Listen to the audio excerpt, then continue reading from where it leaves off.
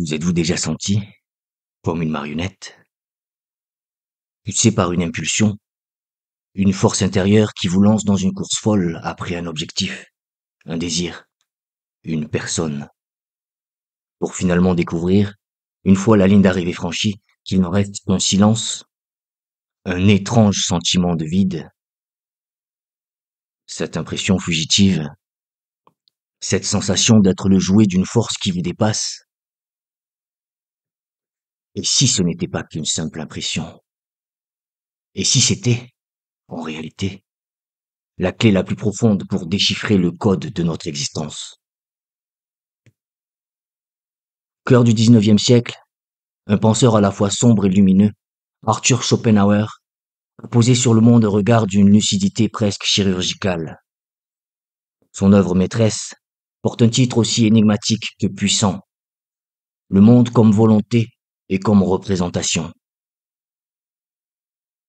Voyez-vous, Schopenhauer ne se contente pas de décrire le monde, il ne le caresse pas, il l'ouvre, il le dissèque, avec la précision d'un anatomiste cherchant la source cachée de la vie et de la souffrance.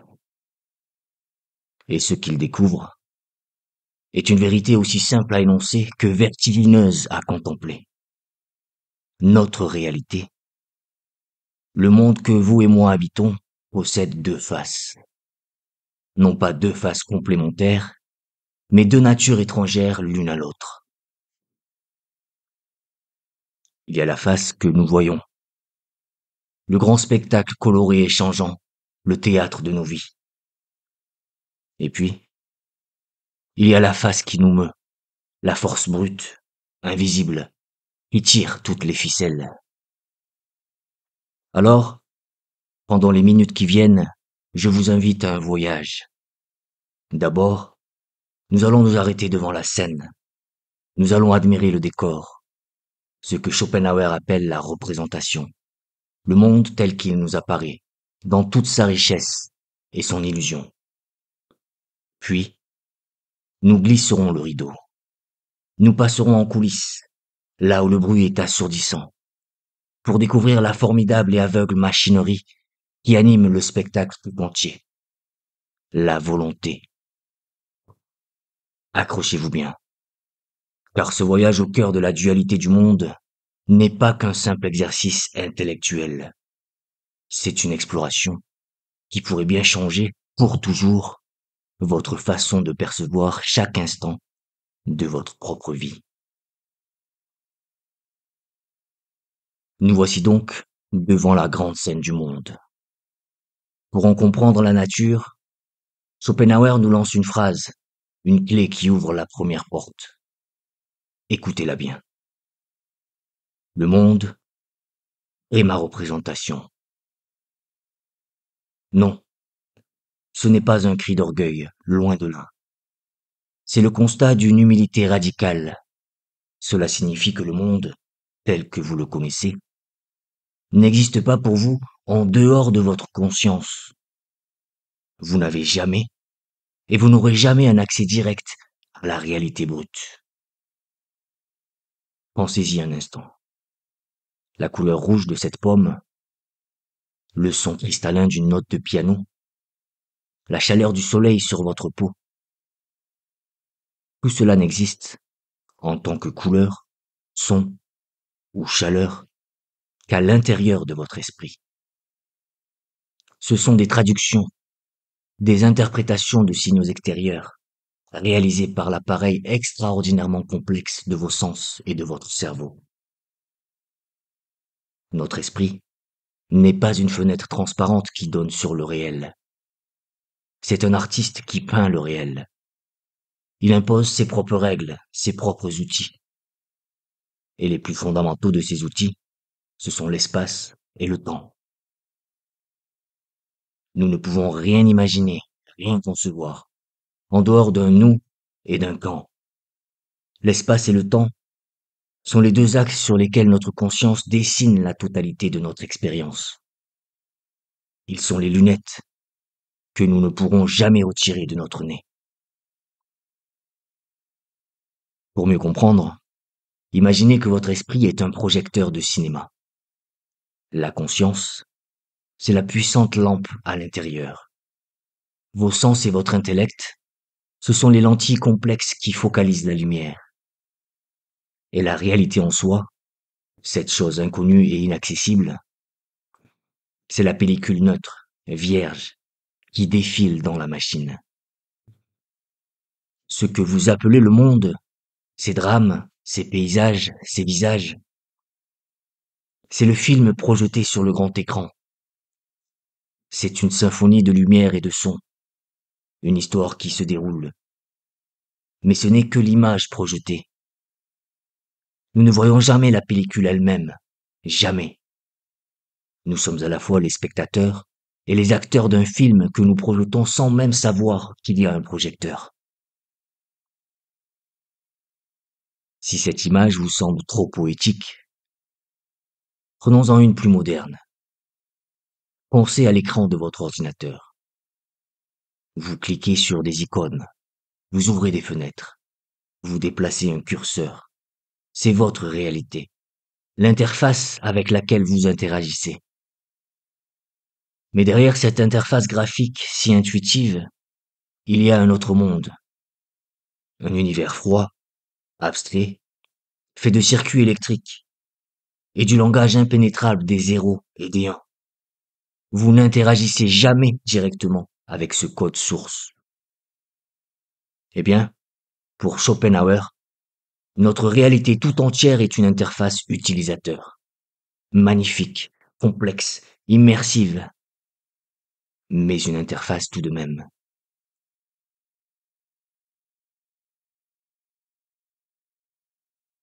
Les philosophes hindous, que Schopenhauer admirait profondément, avaient une image pour décrire cette illusion sublime. Ils l'appelaient le voile de Maya. Imaginez un voile infiniment fin et chatoyant, tissé de temps et d'espace. Ce voile flotte sur la réalité et nous la présente sous une forme trompeuse. Son grand tour de magie, c'est de nous faire croire à la séparation.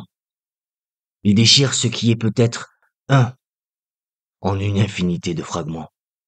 Moi, ici, vous, là-bas, cet arbre, cette pierre, ce nuage. Il crée le grand spectacle de la multiplicité. Nous passons notre vie à étudier les motifs sur ce voile, à en admirer les couleurs, à en craindre les ombres, persuadés que c'est là toute la vérité. Mais alors, si tout ceci n'est qu'un voile, une projection, une interface,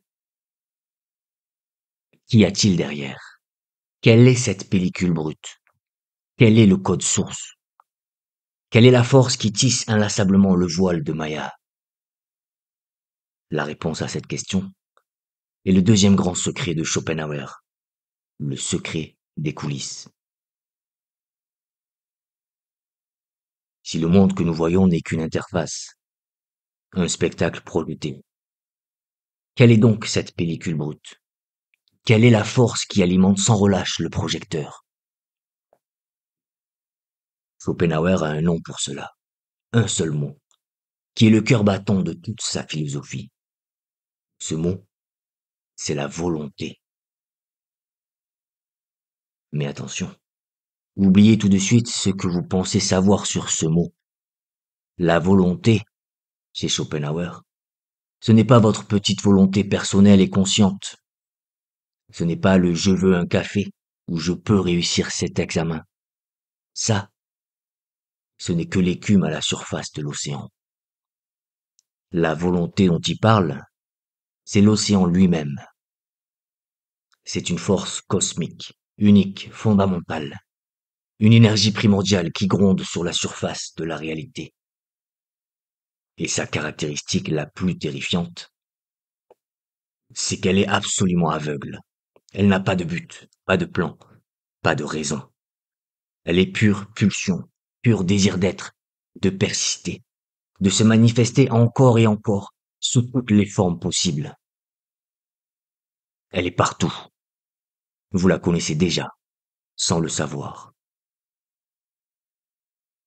La volonté, C'est la gravité qui courbe l'espace et fait tourner les planètes. C'est la force acharnée qui fait pousser une fleur à travers le béton. C'est la boussole interne qui guide l'aimant vers le pôle. C'est l'instinct implacable qui pousse l'araignée à tisser sa toile parfaite, sans jamais l'avoir appris. Et en nous, elle prend le visage de nos pulsions les plus profondes. C'est exactement la même force, le même élan aveugle, qui se manifeste en nous, sous la forme de la faim qui nous tord l'estomac, du désir sexuel qui nous obsède, de l'ambition qui nous dévore, de la peur panique qui nous paralyse. L'araignée ne sait pas pourquoi elle doit tisser sa toile, elle le fait, c'est tout. Et nous, connaissons-nous vraiment la racine ultime de nos désirs les plus puissants? Ou obéissons-nous, nous aussi, à une programmation qui nous dépasse? Et c'est ici que Schopenhauer pose son diagnostic le plus brutal. Si la nature même de l'existence est une volonté insatiable, un désir sans fin, alors la nature même de la vie ne peut être que la souffrance. Être vivant, c'est être animé par la volonté. Être animé par la volonté, c'est être en état de manque permanent. Le désir, par définition, est une souffrance, une tension. Nous passons notre vie à vouloir ce que nous n'avons pas. Et le bonheur, alors? Le bonheur, pour Schopenhauer, n'est qu'une illusion. C'est la brève, très brève cessation d'une souffrance. C'est le moment où le désir est enfin assouvi. Mais que se passe-t-il juste après? Schopenhauer nous donne une image inoubliable. La vie, dit-il, oscille comme un gigantesque pendule. D'un côté, il y a la souffrance, le manque, le désir qui nous tiraille. Et de l'autre, lorsque ce désir est enfin comblé, le pendule ne s'arrête pas. Il bascule de l'autre côté, dans l'ennui, ce vide terrible, cette torpeur qui s'installe une fois la tension retombée, en attendant qu'un nouveau désir, une nouvelle souffrance, ne viennent remettre le pendule en mouvement. Le bonheur n'est que ce point de passage fugace, presque imperceptible, entre ces deux états. Souffrance, ennui, souffrance, ennui. C'est le rythme fondamental de toute vie consciente. Regardez votre propre corps. Ce n'est pas votre corps. Pour Schopenhauer, c'est la volonté qui s'est faite chair. C'est la volonté devenue visible. Vos jambes ne sont que le vouloir marcher. Votre estomac, le vouloir digérer. Votre cœur, le vouloir battre. Et votre cerveau, ce n'est que la volonté qui veut se connaître, se donner un monde pour mieux poursuivre ses fins. La vérité, aussi dure soit-elle à entendre, est celle-ci. Nous ne sommes pas les maîtres de la volonté, nous en sommes les serviteurs, les esclaves d'un roi aveugle. Face à ce constat implacable, une question brûle les lèvres. Y a-t-il une issue? Peut-on arrêter le pendule? Face à ce constat terrible, d'une vie de servitude à une force aveugle, face à ce pendule incessant de la souffrance et de l'ennui, y a-t-il un échappatoire? Schopenhauer, le prétendu pessimiste, nous répond oui. Il en existe même deux. La première n'est pas une libération définitive. C'est une oasis temporaire, une trêve bénie au milieu du désert de nos désirs. Une oasis que d'ailleurs nous connaissons tous. Cette oasis, c'est l'art. Pensez à la dernière fois que vous avez été véritablement captivé. Pas simplement intéressé, mais absorbé. Absorbé par la contemplation d'un tableau, par les courbes d'une sculpture. Ou plus simplement encore, par la majesté silencieuse d'un paysage, d'un coucher de soleil sur l'océan. Dans ces moments-là, quelque chose de quasi miraculeux se produit. Toutes les questions utilitaires qui nous harcèlent d'habitude se taisent. La petite voix de l'égoïsme qui demande sans cesse: en quoi ça peut me servir? Qu'est-ce que j'y gagne? Est-ce que j'aime ou je n'aime pas? Cette voix s'évanouit. Notre volonté personnelle, avec son cortège de désirs et de peurs, est mise en suspens. Elle se tait. Pour Schopenhauer, dans cet instant de grâce, nous cessons d'être ce qu'il nomme un sujet individuel voulant. Nous ne sommes plus un moi, prisonnier de ses intérêts. Nous nous transformons en autre chose, un pur sujet connaissant, sans volonté. Notre regard devient pur, désintéressé. Nous ne regardons plus un objet particulier, mais nous accédons à son essence universelle, à ce que Platon, avant Schopenhauer, appelait son idée. Devant une nature morte, peinte par Chardin, vous ne voulez plus manger les fruits. Vous contemplez l'idée même de la fruitité, l'essence éternelle du fruit, libéré du temps, de l'espace et de votre faim. Devant un paysage de montagne, vous ne pensez plus à l'escalader ou à y construire une maison. Vous contemplez l'idée même de la montagne, sa force et sa permanence. Vous vous oubliez vous-même, et en vous oubliant, vous oubliez la souffrance de vouloir. Et parmi tous les arts, il en est un que Schopenhauer place au-dessus de tous les autres. Un art qui réalise le miracle de la libération de la manière la plus directe, la plus profonde. Cet art, c'est la musique. Pourquoi la musique est-elle si spéciale? Parce que la peinture, la sculpture, la poésie, elle nous parle encore du monde. Elle représente les idées des choses du monde.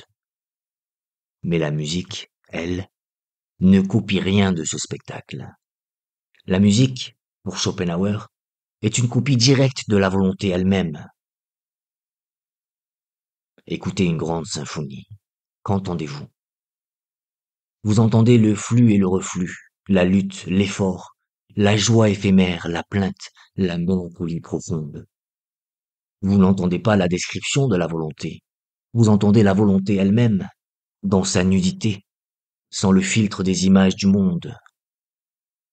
Écouter de la musique, ce n'est rien de moins qu'écouter la bande-son de l'univers, le rythme secret de l'existence. L'expérience esthétique, qu'elle vienne d'un tableau ou d'une mélodie, est donc ce que Schopenhauer appelle un sabbat de la volonté, un jour de repos pour l'âme, un moment de paix pure, où libérés du fardeau de notre individualité, nous nous dissolvons dans la contemplation. Mais cette libération est une trêve, une parenthèse enchantée. La musique s'arrête. On quitte le musée. La nuit tombe sur le paysage. Et inévitablement, le pendule finit toujours par se remettre en mouvement. Pour une libération définitive, il faut chercher une autre voie. Une voie plus aride, plus exigeante, mais qui promet non plus une oasis, mais la fin même du désert. L'art nous offre des vacances, de magnifiques et nécessaires vacances pour l'esprit. Mais peut-on prendre sa retraite de la souffrance? Peut-on arrêter définitivement le pendule? Schopenhauer pense que oui. Mais la voie n'est plus celle, plaisante, de l'esthétique. Elle est plus aride, plus exigeante. C'est la voie de l'éthique. C'est la voie de l'ascèse. Le tout premier pas sur ce chemin est une révolution du regard. C'est le moment où l'on cesse de regarder le monde pour commencer à le voir. C'est l'éveil à la compassion. Pour Schopenhauer, la compassion, ou la pitié, comme il la nomme, n'est pas un simple sentiment. C'est un acte de connaissance. C'est réaliser, dans ses tripes, que la même volonté aveugle qui nous fait souffrir, qui nous agite, est aussi à l'œuvre dans chaque être vivant qui nous entoure. l'animal qui fuit, l'inconnu qui pleure, le rival qui s'acharne. Tous sont des marionnettes du même maître invisible. À cet instant, le voile de Maya, ce grand tissu d'illusion, se déchire. La distinction factice entre moi et l'autre s'effondre. La souffrance de l'autre n'est plus étrangère. Elle est, au fond, ma propre souffrance, manifestée dans un autre corps. Je suis cet autre. Cette prise de conscience foudroyante est pour Schopenhauer le fondement unique de toute morale. Elle brise la prison de l'égoïsme. Mais la compassion n'est que la porte d'entrée. Le but final est encore plus radical.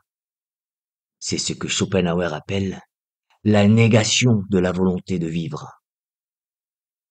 Attention, il faut être très clair ici. Il ne s'agit absolument pas du suicide. Le suicide, pour Schopenhauer, est une tragique erreur. C'est un acte où la volonté, frustrée de ne pas obtenir ce qu'elle veut, détruit sa propre manifestation. C'est un dernier cri de la volonté, pas sa négation.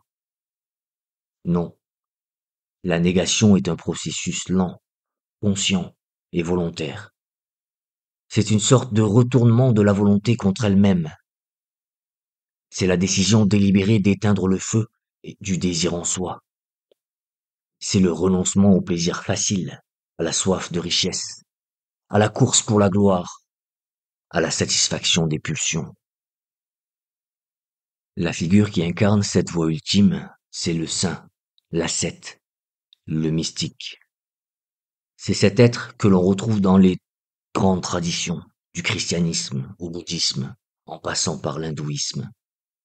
C'est celui qui, par la chasteté, la pauvreté volontaire, le jeûne et le silence, va méthodiquement affamer la volonté en lui.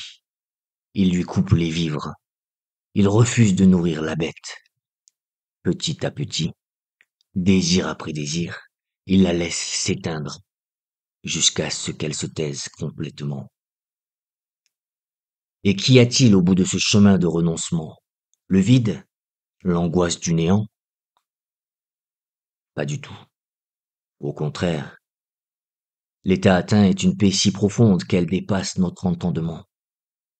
Un calme absolu que les bouddhistes nomment le nirvana. Mais ce n'est pas la mort, ce n'est pas le rien. C'est la libération totale du cycle infernal de la souffrance et de l'ennui. C'est le grand silence qui s'installe, enfin, après le vacarme assourdissant de la volonté. C'est le repos final, la paix véritable. Nous arrivons au terme de notre exploration. Nous avons fait le grand voyage de Schopenhauer.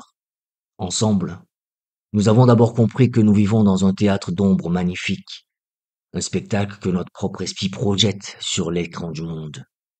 Puis, nous avons osé nous aventurer dans les coulisses pour découvrir un metteur en scène tyrannique et insatiable, une force aveugle qui nous pousse à jouer nos rôles sans fin. Sur ce chemin, nous avons trouvé refuge, un instant, dans la contemplation silencieuse de la beauté, une parenthèse où le bruit s'est tu.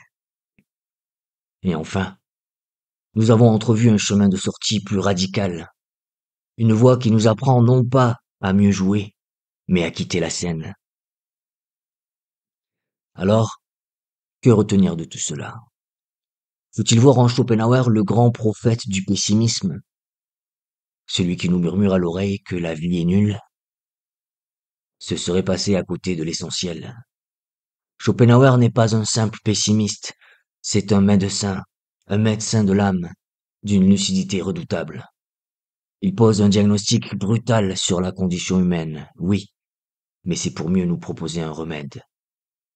Sa philosophie n'est pas une invitation au désespoir. Au contraire, c'est une invitation à la forme de liberté la plus radicale qui soit. Non pas la liberté, si commune, d'obtenir tout ce que l'on veut, mais la liberté, bien plus rare et précieuse, d'être enfin libéré du vouloir lui-même. Alors, Voici une invitation pour vous, pour votre quotidien. La prochaine fois que vous sentirez monter en vous la vague d'une frustration, d'une ambition dévorante, d'une jalousie ou d'une peine de cœur, la prochaine fois que vous vous sentirez la marionnette d'une émotion qui vous dépasse, prenez juste une seconde, arrêtez-vous et essayez d'écouter. Essayez d'entendre, derrière le vacarme de vos pensées, l'écho lointain de cette grande volonté universelle qui parle au travers de vous. Et posez-vous cette simple question. Qui parle en moi maintenant? Est-ce vraiment moi ou est-ce elle? Cette simple question ne résoudra peut-être pas tout instantanément, mais elle crée un espace, une distance. Et cet espace, selon Schopenhauer, est le tout premier pas sur le chemin de la paix. Le premier pas pour devenir, non plus la marionnette agitée, mais le spectateur apaisé du grand et mystérieux spectacle du monde.